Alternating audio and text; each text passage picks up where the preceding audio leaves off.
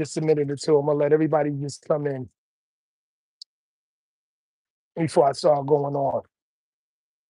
Uh, yeah. Before I go to a tirade about no, I should say maybe go into the tirade about the Giants before anything.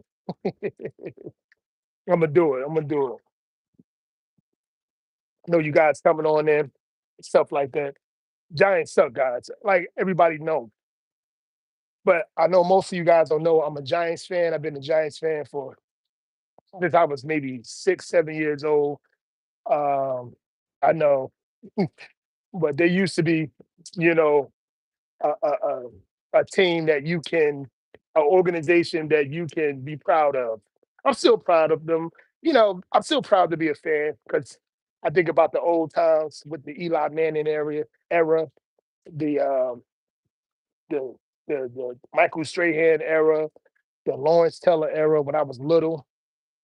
And the reason why I'm a huge Giants fan because Carl Banks, Giants legend, he used to have he used to have what do you call that?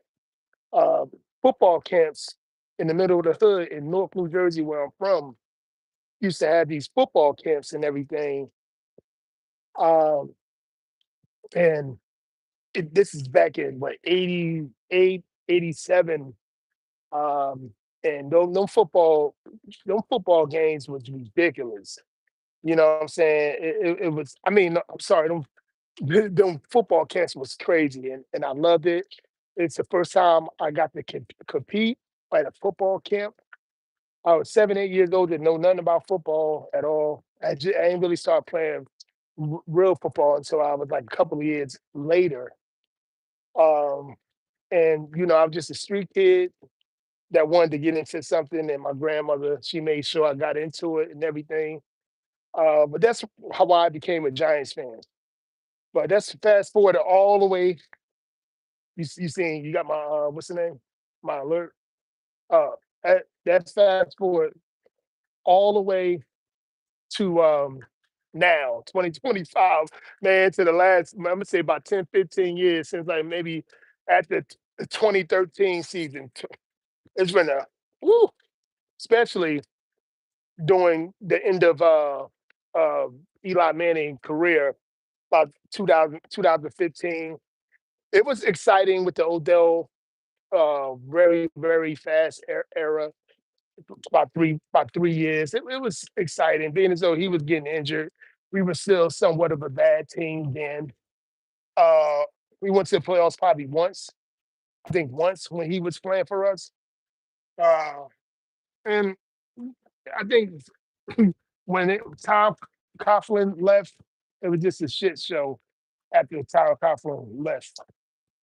Um, but yeah, man, it's time to let all them go. See, I don't really even talk about the Giants right now, but I just feel like I need to say something, because I listen to a whole lot of New York Giants podcasts.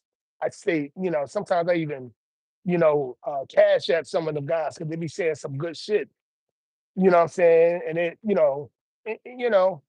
it keeps me from being, making sure that I'm still into the Giants because it's hard to be into the Giants. I don't take it serious as I did about 10 years ago. I used to take Giants so damn serious back in the day. Maybe a couple years ago, maybe 5, 7 years ago. It was before COVID when I was taking them serious. After COVID, I've really been like, well, let me do something and make sure that I'm busy during their games. Don't get me wrong. I do like Jackson Dart. I think he can be a complete quarterback, but he can't keep on getting himself hurt. And Joe Shane and his offensive schemes is horrible. If you not Joe Shane, Brian Dable. But what I really wanted to talk about is Brian Dable. His play, his call at the beginning of fourth quarter when there was a penalty on Chicago. Um, when they already made the kick, and then the the referee told him, uh, do you want to, you get to have that play over again? Then as though they made the kick to make it 20-10. He gonna say no, keep the kick. And the referee, if y'all saw it, the referee looked at him and said, "Are you sure?" As a referee, I'm a small time referee myself, but I'm a student of the game. I only been a referee in football, off and on for about 2, 3 years. Off and on in the last, I'm gonna say in the last 6, 7 years, referee. I've been coaching high school football since 2022. So since 2003, I stopped in 2022. So anyway, yeah. So he gonna call this. He gonna say no. Just go for it. I mean, just keep. We gonna keep the kick, the 3 points, what have you. And it's like, what? You gonna keep the 3 points? You at the half-yard mark. You could get anybody to put it in there. I know he don't have no faith in the what how much you paying Russell Wilson? About 9 million for this year. He had a 2-year contract with us, and even not giving it to him, he got he could have gave it to just about anybody. He could have gave it to a running back. They could have, got in the huddle. He could have gave it to Theo Johnson, the 6'6", 260 pound tight end that run like a horse. Could have given it to just anybody if he don't have that confidence in Russell getting it to the half a yard mark. Even what's my boy name? Damn, the other guy we got, the other veteran quarterback that we had, he could have even gave it to him, but he didn't. So anyway, I'm pissed, but not that pissed. I used to be huge. I mean, really pissed. But it's just that I'm pissed because now I wanted Brian Dable to keep his job, but and Joe Shane with his miserable drafting, except for this year, he did well. And then not getting the right. We always like down to the very low tier when it comes to talent on the roster. We I think ESPN named us number 26 of talent on the roster. You know, so anyway, yeah, that's all good. That's all. It's cool. Whatever, whatever. I want to talk about what I really want to talk about tonight. Real quick. I want to let you guys know about this um, page, about my YouTube page, Unapologetic Manhood. I just want you guys. I want to let everybody know. I think I got about 4 new subscribers this week. Now I'm up to 317 subscribers. And I appreciate that. I appreciate you guys coming on. Um, looking at my coming to support me. I appreciate all you people. Even if you don't watch me, you just subscribe to me. I appreciate that as well. But what I want to say, this week is going to be a week for me and my family. But at the same time, we're going to be. I'm going to be on here. You're going to be seeing my face a whole lot more. No matter if you think I'm cute or ugly, you're going to be seeing my face a whole lot more. This started last week. I'm gonna start doing live. I'm gonna be going live at 9 p.m. For the or after, because I gotta make sure my son is asleep. I'm gonna be doing some lives like this. Probably on the weekends when I really want to talk about something like I do tonight. But I'm letting you guys know I'm going to be checking in way more. You know, I'm going to be sending you guys alerts and stuff like that. So hopefully that you subscribe so you can see the alerts and you can support me. We're going to be talking about all sorts of topics, but especially political and current events. We're going to be doing that all day. And again, I want that support. All right. So the last thing I want to talk about, hold on one second. Last thing I want to talk about before I go in the house and make these nugget salmon things that I'm about to cook up that I learned by watching YouTube. I love YouTube. People be hating on YouTube and everything. I love YouTube. It teach you a lot of stuff. Gave me an idea to even help change my brakes for the first time in my entire life. I've been having cars since I was 16, 17. So anyway, I want to talk about, like I told you guys, I referee now, locally, with the town that I live in.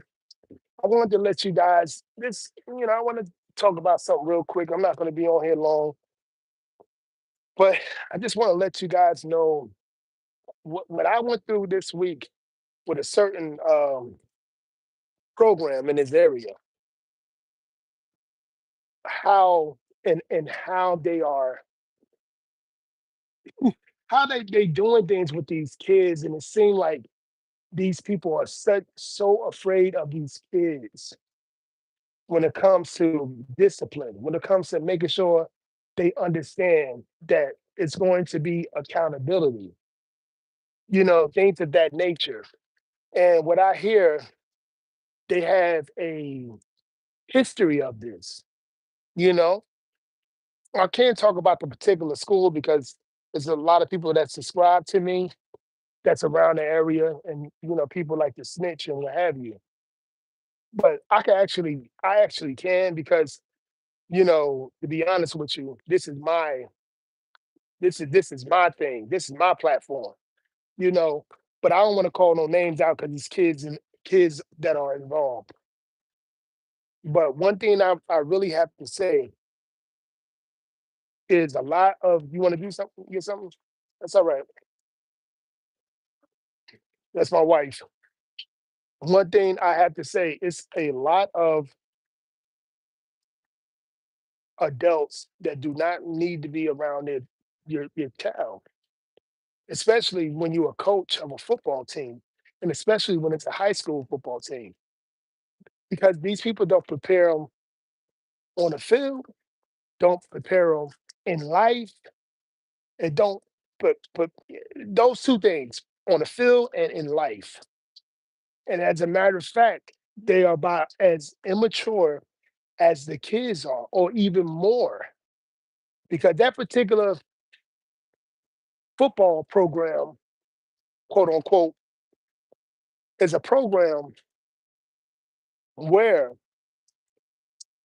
you will think, I mean, it's a program where the kids have taken over.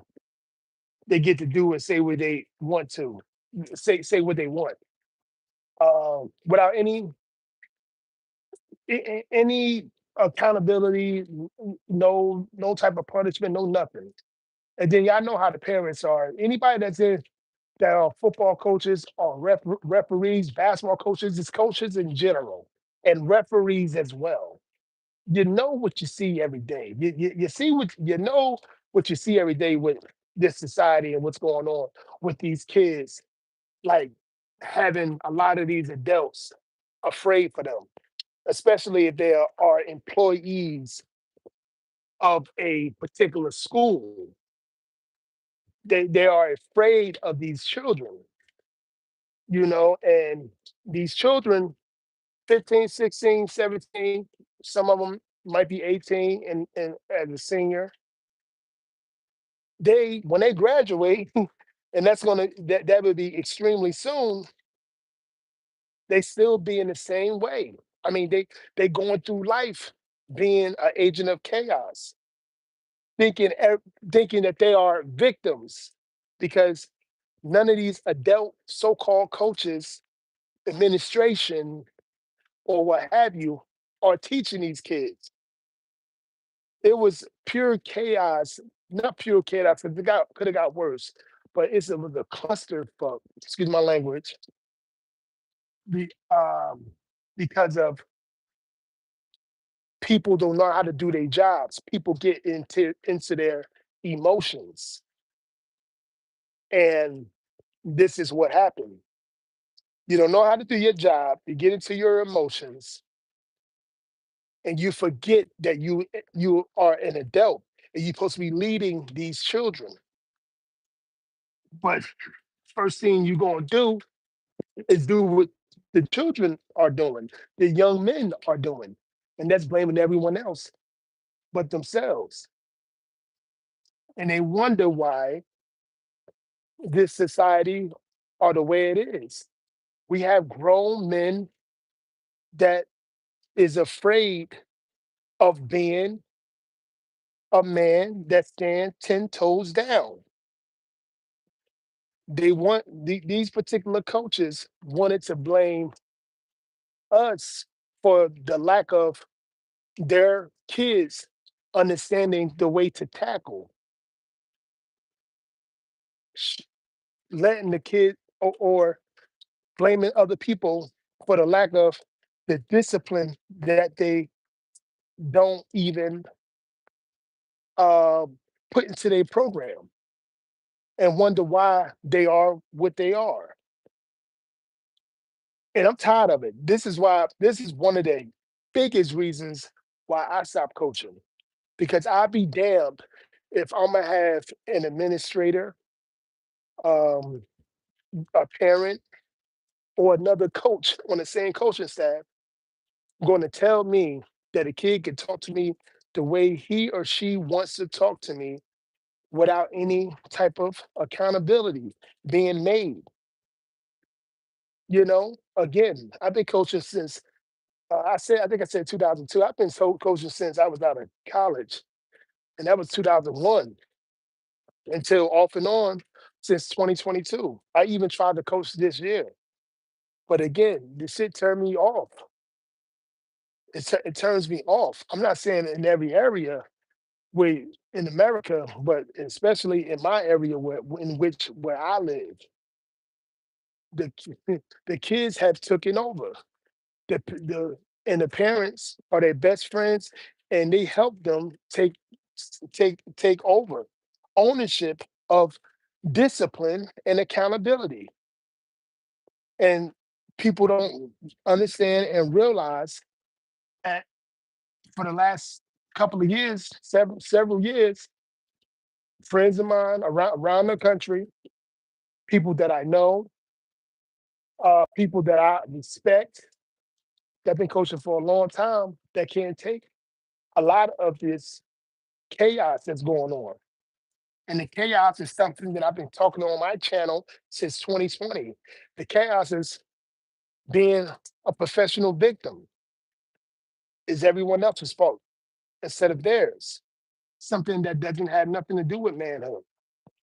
It has a lot to do with feminism, being feminine, being what is it? Being something that mentioned overly emotional, you know, lacking logic, lacking accountability, things of that nature. And with something that could have been way worse than what it is with me, I'm still pissed off because it could have been a lot worse. But I'm still pissed off because what make me even more pissed off than what it is that the parents that was there, I should say the coaches that were there, and not all the coaches, just most of them, the coaches that were there was worse than the children.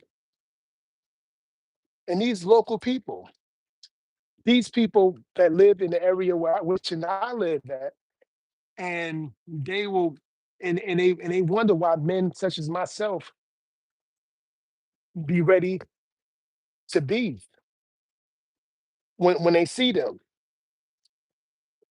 be ready to tell them about themselves or something, speak to them like a man or something, but you can't even do that because again, you try to have this conversation and speaking to one of these professional victims like a man, they're gonna call somebody, they're gonna tell somebody, they're gonna do whatever they possibly can to get this person, out of here just because they want to have some type of discussion. Imano mano to mano. They don't want to do that no more. They rather get you in trouble. Because again, a lot of these so-called men lack manhood. And these are the same local people that live in the area that hate when I talk about things of when I talk about manhood. I'm telling you, especially the area in which I live, a lot of these men hate the fact that even my, signature is unapologetic manhood. They even hate that. And that's men for the most part. And I've been saying this shit for going on 6, 7 years. They hate the fact that I call myself unapologetic manhood. They hate it. And I don't understand it. I'm never gonna understand something like this because I don't understand a man that are that got young men around him and he not teaching them nothing but being a professional fake ass victim. He ain't teaching them nothing of of sort because he's in his feelings. He need to go seek professional help. And a lot of you parents out there, it seems like y'all don't really. A good amount of you seem like you really don't care because you are professional fake ass victim yourself. You don't, you don't care of the fact that you have the future in your hands when you raising young men and young women to be better c- citizens than you, better humans than you. You don't care because you're going through your own demons. So it's like, why would I even like tell some of you, hey, you shouldn't have this certain coach or teacher around your son or daughter because they're not teaching him or her to be a productive citizen. They're not doing it. So why am I telling a lot of you parents that when you're doing the same thing that these fake ass coaches are doing, these fake ass mentors are doing? It's like, why would I even tell you that? You don't care. You got real men.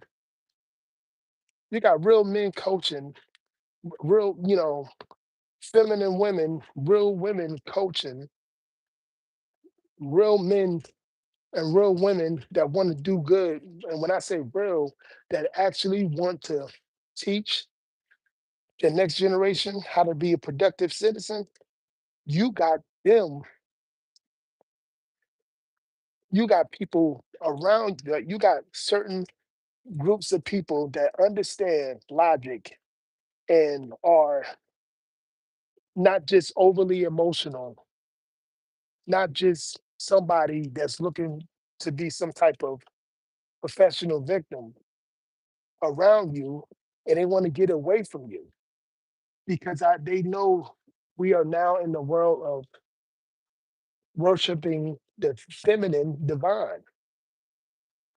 And again, a lot of you men worship the feminine divine, many of you, and you're not getting the right help, the right professional therapists around you to try to help you or whatever religion you fall under, your God, somebody that you feel like is a real mentor, you're not even taking the time to to have conversations with them or your spirit guide. You're not doing any of that because you believe that your shit don't stink. So let me keep on fucking up my community. Let me keep on messing up my community by not teaching the next generation what you are supposed to teach them. And that's a problem. And that's why you see a lack thereof coaches now than ever before. You see a lot of lack thereof referees now than ever before, and just people that don't want to be bothered because of you. You fake ass coaches and you so-called parents. It's because of you. You rather be on under the same umbrella than the people, the youth that's trying to look at you as a person to look up to. But it's vice versa. It's like you motherfuckers are looking to look up to one of the kids because you just like them emotionally. You just like them, you know, without a doubt. So yeah, this is what I wanted to say and everything. I wanted to put that out there because it's getting crazy. It's just getting crazy more than ever today. More than ever. You got these young men that are about to graduate and go into this chaotic world being overly emotional, thinking everybody is to blame other than them because they don't have real mature adults around them. They don't have it. But again, that's what all I wanted to say. To be honest with you, that's all I wanted to say. And the last thing before I go, please subscribe, like, share, and everything. I'm gonna be on here a whole lot. And again, we're gonna be going through it all. I'm gonna try to get the coolest thumbnails I can get, but we're gonna be having real conversations. And I'm hoping to even have people on my channel like I used to at the beginning, just having conversations about all sorts of things and everything. And yeah, that's what I want to speak on. Hope everybody have a great day, great night, and you might see me back on here tonight, but definitely 9 p.m. tomorrow. What date? What date is that? I think that's the 10th, November 10th at 9 p.m. I will be doing the show live stream. You might get a video or two out of me before then as well. Y'all have a good night. Peace.